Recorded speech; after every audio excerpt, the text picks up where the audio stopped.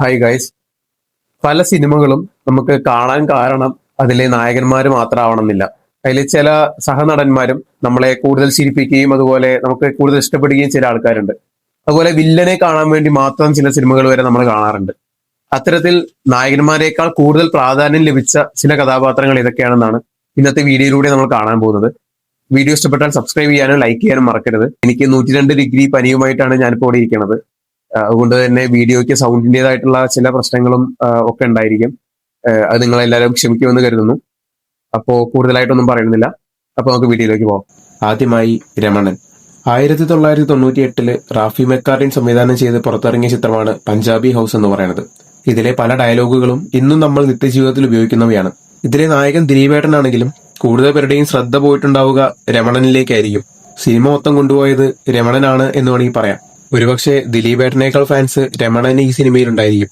അല്ലെങ്കിലും കയ്യിൽ പൈസയൊന്നുമില്ല എന്ന് അറിഞ്ഞിട്ടും കടലിൽ നിന്നും കിട്ടിയ ഒരുത്തനെ സംരക്ഷിക്കാൻ അവർ കാണിച്ചൊരു മനസ്സുണ്ടല്ലോ, അതാണ് രമണനെയും അതുപോലെ ഗംഗാധര മുതലാളിയും വ്യത്യസ്തരാക്കുന്നത്. അടുത്തതായി ദശമൂലം ദാമു. ഈ നായകനേക്കാൾ പ്രാധാന്യം ലഭിച്ച സഹനടന്മാരെ കുറിച്ച് പറയുമ്പോൾ നമുക്ക് അതിൽ ഒഴിച്ചുകൂടാനാവാത്തൊരു പേരാണ് ദശമൂലം ദാമു എന്ന് പറയുന്നത്. ട്രോൾസിലായാലും മീംസിലായാലും ഇന്നും വളരെയധികം സജീവമായി നിലനിന്നു പോയിക്കൊണ്ടിരിക്കുന്ന ദശമൂലം ദാമു ബെന്നി പി നായരമ്പലത്തിന്റെ തിരക്കഥയിൽ ഷാഫി സംവിധാനം ചെയ്ത ചട്ടമ്പി നാട് എന്ന സിനിമയിലെ കഥാപാത്രമാണ്. പലരും ഈ സിനിമ കണ്ടിട്ടുള്ളവരാണെങ്കിലും ഇതിലെ ദശമൂലം ദാമുവിന് വേണ്ടിയിട്ടായിരിക്കും ഈ സിനിമ കൂടുതലും കണ്ടിട്ടുണ്ടാവുക. മമ്മൂക്ക എന്ന മെയിൻ നടനെ വരെ സൈഡാക്കിക്കൊണ്ടാണ് ദശമൂലം ദാമു എന്ന കഥാപാത്രത്തെ സുരാജ് വെഞ്ഞാറമൂട് ഇവിടെ അവതരിപ്പിച്ചിട്ടുള്ളത്. എല്ലാവരുടെയും ഒരു ചെണ്ടയായിരുന്നു ദശമൂലം ദാമു എന്ന് വേണമെങ്കിൽ പറയാം. ഒന്ന് തല്ലണമെങ്കിൽ പോലും എന്നെ വേണമെന്ന് തെങ്കാശി പട്ടണത്തിൽ ദിലീപേട്ടൻ പറയുന്ന ഡയലോഗാണ് ദശമൂലം ദാമുവിനെ കാണുമ്പോൾ എനിക്ക് ഓർമ്മ വരാറുള്ളത്. അടുത്തതായി മണവാളൻ ആൻഡ് ധർമ്മേന്ദ്ര. പുലിവാൽ കല്യാണം എന്ന സിനിമ മനസ്സിലേക്ക് വരുമ്പോൾ തന്നെ അതിൽ ആദ്യം വരുന്നത് മണവാളന്റെയും അതുപോലെ ധർമ്മേന്ദ്രയുടെയും മുഖമായിരിക്കും. വളരെ സ്ലോ ആയി പോയിക്കൊണ്ടിരുന്ന ഒരു സിനിമയിലേക്ക് അപ്രതീക്ഷിതമായി കടന്നു വരുന്ന രണ്ട് കഥാപാത്രങ്ങൾ. എന്നാൽ ഈ കഥാപാത്രങ്ങളുടെ വരവോടുകൂടി ഈ സിനിമയുടെ റേഞ്ച് തന്നെ മാറുന്നു. ആ കഥാപാത്രങ്ങളാണ് മണവാളനും അതുപോലെ ധർമ്മേന്ദ്ര എന്ന് പറയുന്നത്. ഉദയകൃഷ്ണ CVK തോമസിന്റെ സ്ക്രിപ്റ്റിൽ ഷാഫി സംവിധാനം ചെയ്ത് പുറത്തിറങ്ങിയ ചിത്രമാണത്. അടുത്തതായി ദിഗംബരൻ. സന്തോഷ് ശിവന്റെ സംവിധാനത്തിൽ പുറത്തിറങ്ങിയ ചിത്രമായിരുന്നു അനന്തഭദ്രം എന്ന് പറയുന്നത്. എന്നാൽ ആ കാലത്തെ തിയേറ്ററുകളിൽ വലിയ വിജയമൊന്നും നേടാൻ സാധിച്ചില്ലെങ്കിലും ഇന്ന് ഈ സിനിമയ്ക്കുള്ള ഫാൻ ബേസ് വളരെ വലുതാണ്. സിനിമയേക്കാൾ ഫാൻ ബേസ് ആണ് ഇതിലെ മനോജ് കെ ജയൻ അവതരിപ്പിച്ച ദിഗംബരൻ എന്ന കഥാപാത്രത്തിന്. ഒരു വില്ലനാണെങ്കിലും ആ വില്ലൻ എങ്ങനെ ഒരു ഫാൻ ബേസ് ഉണ്ടാക്കി കൊടുക്കാമെന്ന് കാണിച്ചു തന്നൊരു സിനിമ കൂടിയാണ് അനന്തഭദ്രം എന്ന് പറയുന്നത്. ഇതിലെ മനോജ് കെ ജയന്റെ പെർഫോമൻസ് എടുത്തു പറയേണ്ടത് തന്നെയാണ്. അടുത്തതായി അനന്തൻ നമ്പ്യാർ. പട്ടണപ്രവേശം എന്ന സിനിമ നമുക്ക് എല്ലാവർക്കും അറിയാം. അതിലെ ഒരു പ്രധാനപ്പെട്ട അധോലോക നായകനായിരുന്നു അനന്തൻ നമ്പ്യാർ. അതെ, നമ്മുടെ തിലകൻ ചരൺ അവതരിപ്പിച്ച അതേ കഥാപാത്രം. എന്നാൽ അതുവരെ കണ്ടിട്ടുള്ള അധോലോക നായകന്മാരിൽ നിന്നും വിപരീതമായി വളരെ വലിയൊരു പേടിത്തൊണ്ടനായിട്ടുള്ള ഒരു അധോലോക നായകനായിരുന്നു അനന്തൻ നമ്പ്യാർ എന്ന് പറയുന്നത്.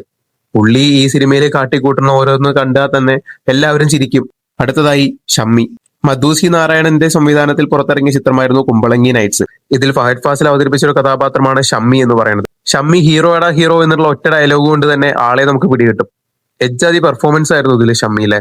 ശരിക്കും ഒരു സൈക്കോ. ഈ സിനിമയിലെ സൗബിൻ ഉൾപ്പെടെയുള്ള ധാരാളം ആളുകൾ വേറെയും ഉണ്ടായിട്ടും ഫഹദ് ഫാസിലിന് അല്ലെങ്കിൽ ഷമ്മിക്ക് കിട്ടിയിട്ടുള്ള ഒരു റെക്കഗ്നൈസേഷൻ എന്ന് പറയുന്നത് അത് വലുതാണ്. അടുത്തതായി പവനായി.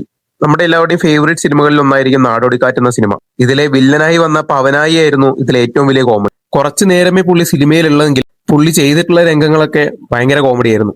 ശാസ്ത്രീയമായ രീതിയിൽ കൊലപാതകം നടത്താൻ വന്നിട്ട് ലാസ്റ്റ് പവനായി ശവമായി എന്ന് പറയുന്ന ഒരു അവസ്ഥയിലേക്ക് എത്തിക്കാൻ ഈ പുള്ളിക്കാരന് കഴിഞ്ഞു. അടുത്തതായി അറക്കൽ അബു. ആടെന്ന സിനിമയെ കുറിച്ച് പറയുമ്പോൾ അതിൽ എല്ലാ കഥാപാത്രങ്ങളും നമുക്ക് പ്രിയപ്പെട്ടവരായി തോന്നുമെങ്കിലും അതിൽ കുറച്ചു മുൻപന്തിയിൽ നിൽക്കുന്ന ഒരു കഥാപാത്രമാണ് അറക്കൽ അബു എന്ന് പറയുന്നത്. സൈജു കുറുപ്പാണ് ഈ കഥാപാത്രത്തെ അവതരിപ്പിച്ചത്. മിഥുൻ മാനുവൽ തോമസിന്റെ സംവിധാനത്തിൽ പുറത്തിറങ്ങിയ ചിത്രമാണ് ആട്. അതിന്റെ രണ്ടാം ഭാഗവും ഇപ്പോൾ ഇതാ മൂന്നാം ഭാഗവും ഇറങ്ങിക്കഴിഞ്ഞിരിക്കുന്നു. എല്ലാ ഭാഗത്തിലും അറക്കൽ അബുവിന് കിട്ടുന്ന ഒരു ഫാൻ ബേസ് ചെറുതല്ല. ഇത്രയും ഭീകരത നിറഞ്ഞ ഒരു BGM ലഭിക്കുകയും എന്നാൽ ആ BGMൽ നിന്നൊക്കെ വിപരീതമായിട്ടൊരു കോമഡി കഥാപാത്രമായി മാറിയ ഒരു ഭാഗമായിരുന്നു അറക്കൽ അബുവിന്റെ എന്ന് പറയുന്നത്.